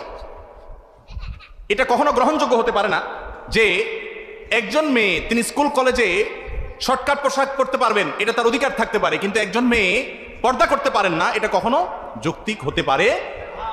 একটা ছেলে সে যে কোনো পোশাক পরতে পারবে, যে কোনো কাটিংয়ে চুল রাখতে পারবে, কিন্তু তার দাড়ি রাখতে পারবে না, এটা কখনো গ্রহণযোগ্য হতে পারে না। অতএব এ ধরনের অন্যায় আচরণ যারা করবে, তরুণ শিক্ষার্থীদের কর্তব্য সেখানে সে অবস্থায়, এমনকি আপনার মুখে দাড়ি নেই, একজনের দায় রাখতে দেওয়া হচ্ছে না, তাহলে তার প্রতি জুলুম করা হচ্ছে। আপনি নিজে দায় রাখেন আর না রাখেন, আপনি ওই লোকটার, ওই ছাত্রটার অধিকার হরণ করার কারণে আপনার আন্দোলনে, শান্তিপূর্ণ আন্দোলনে আপনার সামিল হওয়া উচিত। এত বড় স্পর্ধা কারোর থাকতে পারে না। আল্লাহ তাআলা কর্তৃপক্ষকে হেদায়েত দান করুন। 5 জন কর্মচারী, 3 জন মুসলমান, 2 জন হিন্দু রমজান মাসে একসাথে ইফতার করতে পারবে কিনা? অবশ্যই পারবে। দোকানের 5 জন কর্মচারীর কিছু মুসলমান কিছু হিন্দু আছেন, হিন্দু যারা আছেন তাদেরকে বা অন্য ধর্মাবলম্বী যারা আছেন তাদেরকে আপনার যে ইফতার সেটা তাদেরকে অফার করতে পারেন, তাদের সাথে শেয়ার করতে পারেন, কোনো অসুবিধা নেই। একসাথে ইফতারও খেতে পারেন, কোনো সমস্যা নেই। এমনকি আপনার অন্য ধর্মাবলম্বী কোনো সহকর্মী, কোনো প্রতিবেশী আপনাকে কোনো খাবার দিয়েছে, ইফতারের জন্যই দিয়েছে, সেই খাবারটা যদি হালাল হয় আপনার সেটা গ্রহণ করতেও কোনো অসুবিধা। আমরা অনেক সময় ইসলামের নামে ভুল বুঝি বা বিভ্রান্তি ছড়াই। অনেকে মনে করে অন্য ধর্মের মানুষের সাথে গায়ে টাচ করলে বোধহয় অসুবিধা হবে। ইসলাম এরকম সংকীর্ণ কোনো বিষয় নয়, বরং আল্লাহ সুবহানাহু ওয়া তাআলা বলেছেন, লা ইয়ানহাকুমুল্লাহু আনিল লাযিনা লাম ইউকাতিলুকুম ফিদ-দীন ওয়া লাম ইখরিজুকুম মিন দিয়ারিকুম আন তাবাররুহুম ওয়া তুকসিতু ইলাইহিম ইন্নাল্লাহা ইউহিব্বুল মুকসিতিন। যেই সমস্ত অন্য ধর্মের অনুসারী মানুষেরা তোমাদেরকে তোমাদের বাড়ি থেকে বের করে দেয় নাই, যুদ্ধ চাপিয়ে দেয় নাই, বরং শান্তিপূর্ণ সহাবস্থান করছে, তাদের প্রতি ন্যায়নিষ্ঠ আচরণ করতে, সেই অন্য ধর্মের মানুষদের প্রতি ভালো আচরণ করতে, ইনসাফপূর্ণ আচরণ করতে আল্লাহ তোমাদের তো নিষেধ করেনি না, বরং ন্যায়নিষ্ঠ আচরণকারীদেরকে আল্লাহ ভালোবাসেন। তাহলে বোঝা গেল যে আমাদের হিন্দু, খ্রিস্টান বা অন্য ধর্মাবলম্বীর সহকর্মী বা প্রতিবেশী, তাদের প্রতি আমাদের সদাচরণ থাকতে হবে এবং তারই অংশ হিসাবে তাদেরকে আমরা খাবার শেয়ার করতে পারি এবং তাদের খাবার গ্রহণ করতে পারি। আমরা বরং ইসলামের সৌন্দর্য তাদেরকে দেখাবো, যাতে তারা ইসলামে আকৃষ্ট হয়, ইসলামের পথে আসে। আল্লাহ যেন তাদেরকে হেদায়েত দান করে। হুজুর, বেয়াদবি মাফ করবেন, আমি একটা মেয়েকে ভালোবাসতাম, পরে জানতে পারি সে অন্য একজনকে ভালোবাসে, তাই ওই কথা জানার পর আমি খুব কষ্ট পাই এবং নেশার মধ্যে জড়িয়ে পড়ি। এখন আমার করণীয় কি? দেখুন, এই ধরনের প্রশ্নগুলো যখন আসে, প্রথমত কিছু প্রশ্ন আমরা এড়ানোর চেষ্টা করি, কিছু প্রশ্ন তো আসলে এড়ানো যায় না, চলে আসে, ঢুকে যায়, শেষ মুহূর্তে দিয়ে দেন অনেক সময়। দেখুন, এই প্রশ্নগুলোতে আমাদের হাসির উদ্রেক হতে পারে, কারণ একজন মুসলিম যুবক তার জানা থাকার কথা যে বিবাহ বহির্ভূত সম্পর্ক করা এটা হারাম। বীর পুরুষ বিয়ে করে, কাপুরুষ প্রেম করে। যে পুরুষের সাহস আছে, সৎ সাহস আছে, 2 নম্বরই করার ধান্দা নাই, মতলব খারাপ না, ইরিশ বিরিশ করে নিজের ধান্দা হাসিল করা মাকসাদ না, প্রতারণা করা মাকসাদ না, টাইম পাস করা উদ্দেশ্য না, সে তো বিবাহের প্রস্তাব নিয়ে যাবে বাগের বাচ্চার মতো। সে অলিতে গলিতে, রাস্তা ঘাটে, ঝোপে ঝাড়ে, চুপিয়ে চাপিয়ে, লুকিয়ে, চুরি করে সে তো তথাকথিত প্রেম করার কথা না। এটা তো কাপুরুষে করে, এটা তো চোরে করে, এটা তো 2 নম্বর যে সে করে। মনে রাখবেন, 1 নম্বর ভালোবাসা, সত্যিকারের ভালোবাসা হয় স্বামী স্ত্রীর মধ্যে। আর বাকি যেগুলো হয়, এগুলো আমি বলি প্রায় সময় বেশিরভাগই ফুচকা চটপটি খাওয়ার ধান্দা, চাইনিজ খাওয়ার ধান্দা, আর ছেলেদের হলো আকাম কুকাম করার ধান্দা। এই ধান্দায় পড়ে কত মেয়ের জীবন শেষ হয়েছে, কত ছেলে, কত মেয়ে আত্মহত্যার পথে পা বেরিয়েছে, কত মানুষ দুঃখের সাগরে ডুবেছে, সেটা একমাত্র আল্লাহ তাআলা ভালো জানেন। যে ভাই প্রশ্ন লিখেছেন, হয়তো এই বিষয়টা হারাম হওয়ার ব্যাপারে তার চেতনা এতটা পরিষ্কার না, এই জন্য সে প্রথমে বেয়াদবি মাফ চাওয়ার কথা বলেছে। আপনারা হয়তো হাসাহাসি করেছেন। আমার কাছে এই প্রশ্নগুলো সবসময় হাসাহাসির কারণ নয়, অনেকের সিরিয়াস প্রশ্ন। যে ভাই প্রশ্ন করেছেন তাকে বলতে চাই বিনয়ের সাথে, ভাই আমার, প্রথম কথা হলো, বিবাহ বহির্ভূত সম্পর্ক করার মধ্যে কোনো কল্যাণ নিহিত নাই। সাময়িক সুখ অনুভব হতে পারে, কিন্তু চূড়ান্ত সুখ আল্লাহ তাআলা হারামের মধ্যে রাখেন নাই। এজন্য আমি প্রায় সময় বলি, দেখুন, ইসলাম কেন বৈবাহিক জীবনে কথা বলেছে, কেন বিবাহ বহির্ভূত সম্পর্ককে হারাম করেছে। যেখানে বিবাহ বহির্ভূত সম্পর্ক থাকে, বিবাহ ছাড়া সম্পর্ক, হারাম রিলেশন থাকে, এখানে কিন্তু সামাজিক কমিটমেন্ট থাকে না, পারিবারিক কোনো কমিটমেন্ট, বন্ধন, বোঝাপড়া, লেখাপড়া, কাবিন কোনো কিছু থাকে না, যার কারণে স্বেচ্ছাচারী হওয়ার, জুলুম করার, নির্যাতিত হওয়ার সুযোগ সম্ভাবনা থেকে যায়। কিন্তু যখন বিয়ে হয় তখন সাক্ষী থাকে, কাজী থাকে, উভয় পক্ষের মুরব্বীরা উপস্থিত থাকেন, পারিবারিক বন্ধন থাকে, সামাজিক কমিটমেন্ট থাকে। এখানে সচরাচর একে অন্যের প্রতি চাইলে জুলুম করতে পারে না, জুলুম হয় কিন্তু পরিমাণ খুবই কম। আর তথাকথিত বিবাহ বহির্ভূত তথাকথিত প্রেমের নামে যে অবৈধ সম্পর্ক হয়, এগুলোর বেশিরভাগই দেখবেন শুধুই টাইম পাস, এক একজন কয়েকজন চেঞ্জ করছে, পরিবর্তন করছে। চায়না মাল যতটা লাস্টিং হয়, এদের সম্পর্ক ততটা লাস্টিং হয় না। অতএব এই 2 নম্বরে ছেড়ে দিবেন, ঠিক ঠিক বাদ দিয়া সলিড হয়ে যান। ঠিক ঠিক দরকার নাই, ভেতরে সলিড হয়ে যান, চরিত্রকে ভালো রাখেন। আমি সবসময় বলি, দেখুন, আপনার ভেতরকার ভালোবাসা হলো সফট ড্রিঙ্কসের ঝাঁজের মতো। সফট ড্রিঙ্কসের ঝাঁজ খুলে ফেলবেন, 2-4 ঘন্টা খুলে রাখবেন, ঝাঁজ কিন্তু আর থাকবে না। আল্লাহ সুবহানাহু ওয়া তাআলা বুক ভরা ভালোবাসা দিয়েছেন, ভালোবাসা রাখার জায়গা পাচ্ছেন না। ইমানদার তার রবকে ভালোবাসবে, তার মাকে ভালোবাসবে, তার বাবাকে ভালোবাসবে, প্রতিবেশীকে ভালোবাসবে, বড়দেরকে ভালোবাসবে, ছোটদেরকে ভালোবাসবে, আল্লাহর জন্য মানুষকে ভালোবাসবে। ভালোবাসা রাখার জায়গা পাচ্ছেন না, অজায়গা খুঁজছেন। এরপর তার ভালোবাসা উজাড় করে যে তার স্ত্রীকে, বৈধ স্ত্রীকে, তার হালাল সঙ্গীকে সে তার ভালোবাসাকে নিবেদন করবে। আর যারা রাস্তাঘাটে, স্কুলে, কলেজে, ইউনিভার্সিটিতে, মোড়ে মোড়ে, গলিতে অলিতে, চিপা চাপায় সে তার ভালোবাসা যেখানে সেখানে বিলায় বেড়াইছে, ভালোবাসা যেখানে সেখানে যত্র দিয়ে দিছে, এদের ওই সফট ড্রিঙ্কসের ঝাঁজের মতো ভালোবাসাটা কমতে কমতে একটা পর্যায়ে এগুলো যখন বিয়ে করবে তখন আর ভালোবাসা দেখবেন খুঁজে পাবে না, কারণ সব তো আগে শেষ করে ফেলছে। এখন দেখবেন যে সে ভালোবাসা আর নাই। এদের বেশিরভাগ দেখবেন যে তাদের জীবনে কোনো শান্তি নাই। এই যে আপনারা যারা অবৈধ সম্পর্ক করাকে আপনাদের জন্য বেছে নিয়েছেন, হারাম রাস্তাকে, আপনাদেরকে বলছি, আপনাদের গুরু এবং উস্তাদ কারা? আপনাদেরকে 2 নম্বরই কাজ কারা শিখায়? নাটক সিনেমাতে সারাদিন অভিনয় করে আপনাদেরকে বিভিন্ন অভিনেতারা শিখায় কিভাবে আপনার তথাকথিত অবৈধ প্রেম জয় করার জন্য মা বাবারে নাখোশ করতে হবে, ধর্মের বাইরে চলে যেতে হবে, সমাজের বাইরে চলে যেতে হবে, তারপরও তথাকথিত প্রেম জয় করতে হবে। এগুলো সারাদিন ট্রেনিং দেয় যে অভিনেতা অভিনেত্রীরা, এদের বিয়ে কচু পাতার পানির চাইতেও কম লাস্টিং হয়। এত ভালোবাসাবাসি শিখাই আপনার, তার নিজের জীবনই ভালোবাসা নাই, কপাল পড়া। ঠিক না ভাই? ঠিক। এই জন্য ভাইরা আমার, হারাম রিলেশন ছেড়ে দিতে হবে। যে ভাই প্রশ্ন করেছেন তাকে বলতে চাই, আপনি যার প্রতি হারাম সম্পর্ক করেছেন, সে যদি আরেকজনের হাত ধরে চলে যায়, আপনার দুই কারণে শুকর আদায় করা উচিত। এক নম্বর হলো আপনি বলেছেন যে আপনি সেজন্য ডিপ্রেসড হয়ে আপনি মাদকের পথে চলে গেছেন, আল্লাহ আপনাকে হেদায়েত দান করুক। আপনি বরং খুশি হওয়া উচিত এই কারণে যে প্রথমত সে চলে যাওয়ার কারণে আরেকজনের কাছে আল্লাহ আপনাকে হারাম থেকে বাঁচাইছে। এবার একটা বিয়ের ধান্দা করেন, বিয়ের চেষ্টা করেন।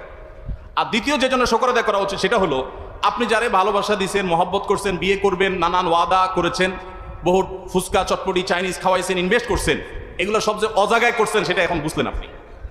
যখন আপনার কাছে এটা পরিষ্কার হয়ে গেছে, এখন তো আল্লাহ শুকর আদায় করে সিজদা পড়া উচিত যে আল্লাহ অজাগা থেকে আমি বাঁচলাম। অনেক ছেলে ফেলে বলে যে যার সাথে বিয়ের কথা হয়েছে সে আরেকজনের কাছে বিয়ে বসে গেছে, এখন আমার তো আত্মহত্যা করতে ইচ্ছা করে। আমি বললাম কপাল পোড়া, সে যদি আরেকজনের কাছে বিয়ে বসে তোমার দুইটা বিয়ে একসাথে করা উচিত। কারণ যে তোমার ছাড়া তুমি তারে বিয়ে করবা সব পরিকল্পনা করছো, কথা ঠিকঠাক হয়েছে, এখন সে যদি অন্য কোথাও চলে যায় তাহলে বোঝা গেছে তুমি অজাগায় যাচ্ছিলা, আল্লাহ বাঁচাইছে। সে যদি একটা বিয়ে করতে পারে তোমার দুইটা করে তার দেখানো উচিত। কিসের ডিপ্রেশন? অযথা পোলাপান ডিপ্রেশনে পড়ে অজাগায় চলে যায় এবং খারাপ পথে চলে যায়। মাদকের পথ থেকে ফিরে আসুন। মাদক দুনিয়াকেও ধ্বংস করে, আখিরাতকেও ধ্বংস করে। মাদক সবকিছুকে শেষ করে দেয়। এই যে কোভিড-19 এসেছে, এই যে করোনা এসেছে, গোটা পৃথিবীতে যেখানেই মেসাকার হয়েছে করোনায়, যেখানে মানুষের লাশের স্তূপ পড়েছে, খবর নিয়ে দেখেন সেসব দেশে মাদকের ব্যবহার ডাল ভাত ছিল। পানির মতো মাদক যারা ব্যবহার করেছে তাদের সর্বনাশ বেশি হয়েছে, তাদের ইমিউন দুর্বল হয়েছে, তাদের লাং দুর্বল ছিল, তাদের এফেক্টেড বেশি হয়েছে, মারা গেছে বেশি। মুসলমানরা তুলনামূলকভাবে, আপনি বাংলাদেশের কথা যদি বলেন, আমাদের পাশে ভারতে দিল্লিতে লাশ দাহ করার ব্যবস্থা পর্যন্ত থমকে পড়েছিল, এরকম ভয়ঙ্কর অবস্থা পড়েছে। তখনকার পত্রপত্রিকা আপনারা দেখেন নাই? কিন্তু সেই তুলনায় আমাদের এই গরিব দেশে কিছুই হয় নাই, আলহামদুলিল্লাহ। ওই তুলনায় কিছুই হয় নাই উল্লেখযোগ্য। যদি হতো তো আমাদের এই গরিব দেশে সামাল দেওয়ার ক্ষমতা আমাদের ছিল না। আল্লাহ আমাদের প্রতি রক্ষা করেছেন। এর অন্যতম একটা কারণ হলো যে ধর্মীয় কারণে আমরা মাদক থেকে বেঁচে থাকি। বিধায় মাদক থেকে আল্লাহর জন্য বেঁচে আসবেন এবং হারাম পথ ছেড়ে দিবেন এবং দ্রুততার সাথে বিয়ে করবেন, তাহলে ইনশাআল্লাহ আগের সমস্ত কষ্ট ভুলাটা সহজ হবে। মহিলা মানুষ নামাজ পড়ার সময় যদি কোনো বেগানা পুরুষ ঘরে ঢুকে তবে ওই নামাজ হবে কিনা, নাকি নতুন করে নামাজ পড়তে হবে? মহিলারা নামাজ পড়ার সময় যদি বাইরে কেউ ঘরে ঢুকে পড়ে কোনো অসুবিধা নেই, কোনো অসুবিধা নাই। গায়ের মাহরাম ঢুকলে যে নামাজ নতুন করে পড়তে হবে এমন কোনো কথা নেই, বরং ওই নামাজ হয়ে যাবে এবং আপনার নতুন করে নামাজ পড়ার দরকার হবে না, নামাজ ভাঙা লাগবে না। এমনকি যদি দেখেও ফেলে আপনি চেষ্টা করবেন পর্দার মধ্যে থাকার, নামাজ হয়ে যাবে। মেয়েদের জন্য দূরের যাত্রা ছেলেদের মতো কসরের কোনো নামাজ আছে কিনা? অবশ্যই ছেলেরা মেয়েরা এক্ষেত্রে এক সফরের দূরত্বে গেলে তাদের জন্য কসর প্রযোজ্য হবে। ছেলে মেয়ের আকিকার গোস্ত কি মা বাবা খেতে পারবে? মা বাবা একটু বেশি করে খাবে। কেন বেশি করে খাবে? আকিকার গোস্ত এটা তো আল্লাহর পক্ষ থেকে, এটা তো নেয়ামত, খুশি হয়ে আরো বেশি করে খাবে। অনেক মা বাবা আছে নির্বোধের মতো, নিজেরা খায় না, সব মানুষকে খায়, বলে মা বাবার খাওয়া উচিত না। আরে মা বাবা আরো বেশি করে খাবে। আকিকার গোস্ত কোরবানির গোস্ত মতো, যিনি জবাই করছেন, যিনি আকিকা খেতে নিজেও খাবেন, আত্মীয় স্বজনকে খাওয়াবেন, গরিব দুঃখীরাও খাওয়াতে পারবেন। মহিলাদের জন্য কয়টি আমল আছে জানতে চাই। পুরুষদের জন্য যা আছে মহিলাদের জন্য তাই আছে। তাদের জন্য অতিরিক্ত হলো বিশেষ করে স্বামীর আনুগত্য করা, যদি স্বামী কোনো অন্যায় নির্দেশ না করে আদব লিহাজ মেনে চলা, তাকে অভিভাবক হিসাবে সম্মান করা, শ্রদ্ধা করা, এটা অনেক গুরুত্বপূর্ণ একটা বিষয় তাদের জন্য, এডিশনাল।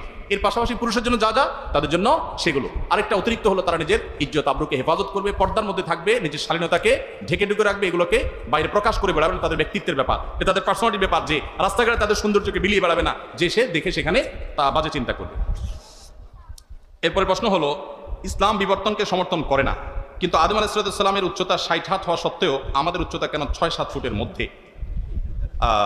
দরকারি প্রশ্ন। দেখুন, বিবর্তনবাদ বলতে যেটা প্রসিদ্ধ যে থিওরি আছে যে মানুষ বানর ছিল, সেখান থেকে মানুষ হয়েছে, শিম্পাঞ্জি থেকে মানুষ হয়েছে, ইত্যাদি ইত্যাদি, এই জাতীয় থিওরি, এটা কোরআন হাদিসের সাথে পরিষ্কার সাংঘর্ষিক। মানুষকে আল্লাহ তাআলা কিভাবে সৃষ্টি করেছেন, মাটি থেকে, তার বিস্তার বিবরণ কোরআনে আছে। সো মানুষ কোনো প্রাণী থেকে সৃষ্টি হয়ে আসছে, এটা বলা হলো কোরআনকে অস্বীকার করা শামিল। তবে কোনো প্রকারের বিবর্তন হয় নাই, এটা তো সঠিক না। বিবর্তন তো এই যে বিবর্তন নিয়ে বিতর্কের জায়গা, সেটা বাদে বাকি ছোটখাটো বিবর্তন তো হয়েছে। যেমন আল্লাহ সুবহানাহু ওয়া তাআলা পৃথিবীতে প্রথম মানুষ সৃষ্টি করেছেন আদমকে। আদম আলাইহিস সালামের গায়ের কালার হয় সাদা ছিল, নয় কালো ছিল, দুটার একটা নাকি?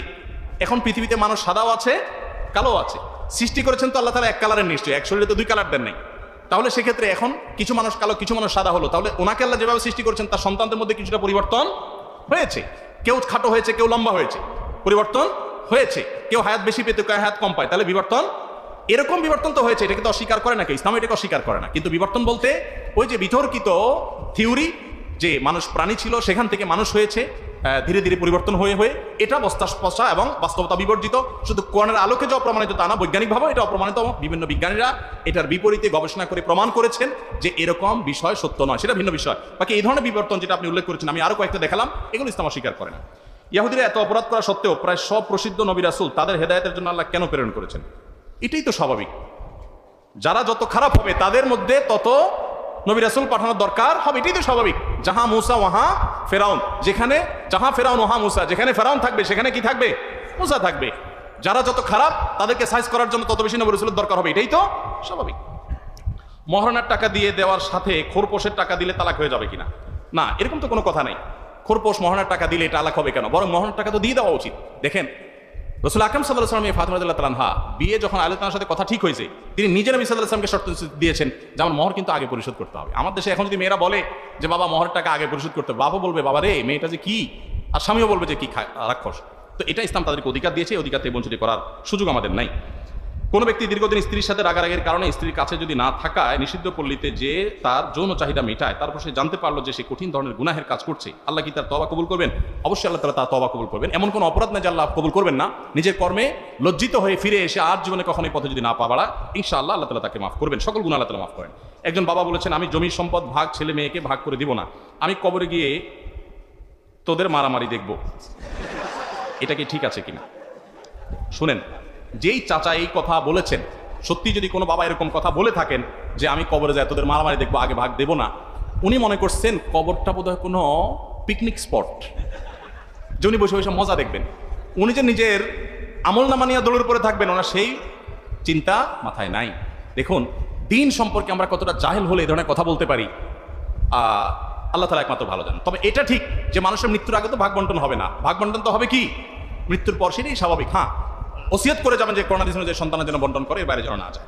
অতীতে আমি অনেক গুনাহ করেছি, কিন্তু আমি আল্লাহর কাছে ক্ষমা চেয়েছি, এই গুনাহ ক্ষমা চেয়েছি, এই গুনাহ কি মাফ হওয়ার যোগ্য? যত গুনাহই আপনি করেন না কেন, আল্লাহ বলেছেন লা তাকনাতু মির রাহমাতিল্লাহ, তোমরা আল্লাহর রহমত থেকে নিরাশ হইও না, ইন্নাল্লাহা ইয়াগফিরু যুনুবা জামিআ, কারণ আল্লাহ তাআলা সমস্ত গুনাহ মাফ করে দিবেন। সো এমন কোনো অপরাধ নাই যে অপরাধ আল্লাহ তাআলা মাফ করবেন না। আপনি আল্লাহর কাছে নিশ্চিন্তে আশা নিশ্চিত বিশ্বাস রেখে আপনি তওবা করবেন। আমার বয়স 24, মোটামুটি একটা কর্মসংস্থান আছে, আমি আলহামদুলিল্লাহ 5 ওয়াক্ত নামাজ পড়ার চেষ্টা করি। আমার বিয়ের কথা পিতা মাতাকে বললে মা বলে তোর বাপ 29-30 বছরে বিয়ে করেছে, তুই এত তাড়াতাড়ি বিয়ে করবি কেন? এখন আমি কি করতে পারি এবং কিভাবে তাদের বোঝাবো? মা যদি এরকম কথা বলে, মাকে বলবেন মা আমার বাপ যখন বিয়ে করেছে তখন ফেসবুক ইউটিউব ছিল না, তখন স্মার্টফোন ছিল না, তাদের চরিত্র ফেরেশতার মতো থাকাটা সহজ ছিল। এখন সেই দিন নাই, এখন ভয়াবহ পরিস্থিতি, কঠিন চ্যালেঞ্জ মোকাবেলা করতে হয়। সেজন্য প্রাপ্তবয়স্ক হয়ে যাওয়ার পর আর বিলম্ব না করে দ্রুততার সাথে বিয়ে দেওয়ার নির্দেশ নবী সাল্লাল্লাহু আলাইহি ওয়াসাল্লাম করেছেন। যদি কোনো বাবা মা দেরি করেন, বাচ্চাকে ছেলে মেয়েদেরকে উপযুক্ত হওয়ার পর যদি বিয়ে তারা না দেন এবং তারা যদি পাপে লিপ্ত হয়, তো তারা তো অপরাধী হবে, বাবা মাও তার পাপের বোঝা বহন করতে হবে, যেহেতু তারা অবহেলা করেছে। আল্লাহ তাআলা আমাদের মুরব্বীদেরকে হেদায়েত দান করুন, তাদেরকে বুঝার তৌফিক দান করুন।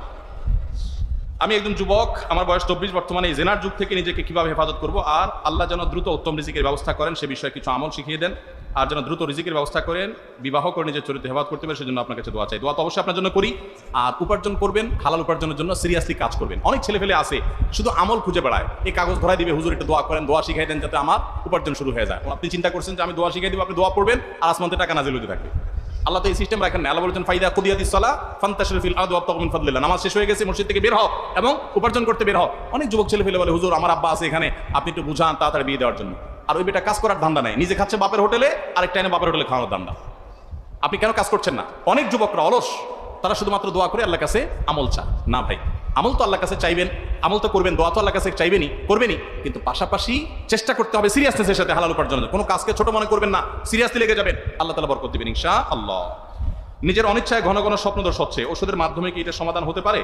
ইসলামের দেশে এটা করণীয়, ওষুধের মাধ্যমে সমাধান হবে কি না এটা তো ডাক্তার বলতে পারে, এটা তো আমার সাবজেক্ট না। ওষুধের মাধ্যমে সমাধান হতেও পারে, ডাক্তার দেখানো দরকার এটার জন্য। ভাই, ছোট শিরকের পাপ থাকা অবস্থায় কেউ যদি মারা যায়, সে কি চিরস্থায়ী জাহান্নামী হবে? ছোট শিরকের কারণে কেউ চিরস্থায়ী জাহান্নামী হবে না, তবে ছোট শিরক থেকেও বেঁচে থাকার দরকার। বড় শিরকের কারণে মানুষ চিরস্থায়ী জাহান্নামী হয় এবং ইসলাম থেকে খারিজ হয়। বড় শিরক যেমন কবরে সিজদা করলো, মাজারে সিজদা করলো, আল্লাহর স্থানে কাউকে স্থান দিল, শিরক সাব্যস্ত করলো, এই জাতীয় বড় শিরক করলে তখন মানুষ বেঈমান হয়। ফজর নামাজ পড়ার পর ঘুমিয়ে গেলে পরে ঘুম থেকে উঠে এশাকের নামাজ পড়া যাবে কিনা? যাবে, কোনো অসুবিধা নেই। এবং জোহরের ওয়াক্ত হওয়ার আগ পর্যন্ত আপনি চাষতের নামাজ পড়তে পারেন। আর এশাকের নামাজের সময় মূলত হলো সূর্য উঠার 15 মিনিট পর থেকে নিয়ে এই চাষতের নামাজের আগ পর্যন্ত, অর্থাৎ 8টা-9টা যখন উত্তপ্ত হয় মাটি, তার আগ পর্যন্ত। আমার বাবা একজন রাস্তার মিস্ত্রি, সে আমার মাকে রেখে আরো 2টা বিবাহ করেছে এবং আমাদের সংসারে তেমন খরচ দেয় না, খবর রাখে না। এখন আমার প্রশ্ন, আমার বাবার প্রতি আমার দায়িত্ব কেমন থাকবে এবং আমার বাবার 2 বোর দোনোজনকে কি আমার স্বীকার করতে হবে? হ্যাঁ ভাইরা আমার, যদি কোনো মানুষ দুইটা বিয়ে করে তার প্রথম বউর খবর না নেয়, ইসলামী শরিয়ার আলোকে তাকে আচ্ছাতরে বেত্রাঘাত করা, তার শাস্তির মুখোমুখি করা, তার বিচার করা কর্তব্য, যদি সে প্রথম স্ত্রীর খবর না নেয়। একাধিক বিয়ে ইসলামে জায়েজ আছে, কিন্তু বাংলাদেশে কিছু চরিত্রহীন লোক তারা শুধুমাত্র নিজের যৌন আকাঙ্ক্ষা মেটাবার জন্য একাধিক বিয়ে করে, একটা করলে আর আগেরটার খোঁজ খবর রাখে না, একাধিক বিয়ের পুরো জিনিসটাকে তারা আপনার রীতিমতো বিতর্কিত করে এটাকে কালিমা লাগিয়ে দিয়েছে। তো যেহেতু নিজের বাবার ব্যাপার, বাবার সাথে তো আর বেয়াদবি করা যাবে না, সবর করতে হবে, ধৈর্য ধারণ করতে হবে, এবং যথাসম্ভব বাবার ব্যাপারটিকে আপনার যা খুশি তা করা যাবে না, এবং চেষ্টা করতে হবে যে বাবার যেন কোনো প্রকার বেয়াদবি না হয়। তিনি অন্যায় করলে তিনি আল্লাহর কাছে বুঝবেন, তাকে বুঝাতে পারেন, কিন্তু আপনি তার সাথে বেয়াদবি করতে পারেন না। আর দ্বিতীয়ত, তিনি যে দুই বিয়ে করেছেন, দোনোজনকে মা হিসাবে স্বীকৃতি আপনার দিতে হবে। তবে হ্যাঁ, এটা ঠিক, আপনার মায়ের প্রতি যে কর্তব্য, সৎ মায়ের প্রতি সে কর্তব্য অবশ্যই থাকবে না। ভাই, প্রশ্ন আমার কাছে আর দুইটা প্রশ্ন আছে, আমরা এগুলো শেষ করছি। একটা প্রশ্ন হলো যে সংসারে ছোট বড় কোনো ব্যাপার ঘটলে অনেক সময় রাগের মাথায় স্বামী স্ত্রীকে অথবা স্ত্রী স্বামীকে অনেক রকম কটু কথা বলে, এ সম্পর্কে ইসলাম কি বলে? ভাই, কটু কথা স্বামী স্ত্রী বলুক, অন্য কেউ বলুক, সর্বাবস্থায় হারাম এবং নিষিদ্ধ এবং নাজায়েজ। এটা থেকে আমাদের বেঁচে থাকতে হবে। আল্লাহ আমাদেরকে পারিবারিক জীবনে ছোট লোক থেকে বেঁচে থাকার তৌফিক দান করুন। আমি কি আমার মৃত মায়ের বিবাহে উপহার প্রাপ্ত গহনা একমাত্র উত্তরাধিকার পাবো কিনা? এখন আমার সৎ এক ভাই আছে, বইমাত্র আমি আমার মায়ের একমাত্র। এটার জন্য কোনো আলেমের কাছ থেকে ফারাইজ করে নেবেন ভাই, এগুলো সংক্ষেপে উত্তর দেওয়া কঠিন। আমরা সর্বশেষ প্রশ্ন উত্তর দিচ্ছি। একজন পাপী বান্দা কি ঈমানের মৃত্যু আশা করতে পারে? মানুষ যদি পাপীও হয় তারপরও সে ঈমানের মৃত্যু আশা করতে পারে, কারণ আল্লাহ রাব্বুল আলামিন কাকে ঈমানের মৃত্যু দিবেন, কাকে ঈমানের মৃত্যু দিবেন না, এটা একমাত্র আল্লাহ তাআলার ব্যাপার। আল্লাহ তাআলা যে কোনো ব্যক্তিকে ঈমানের মৃত্যু দিতে পারেন। তবে পাপী হয়েও ঈমানের মৃত্যু আসার জন্য তার যেটি করা দরকার সেটা হলো তিনি ইস্তেগফার করবেন, আল্লাহর কাছে আগে গুনাহ থেকে মুক্তি চাইবেন, পাশাপাশি তিনি আল্লাহর কাছে ঈমানের মৃত্যু কামনা করবেন। আল্লাহ তাআলা আমাদের সবাইকে যা শুনলাম জানলাম আমল করার তৌফিক দান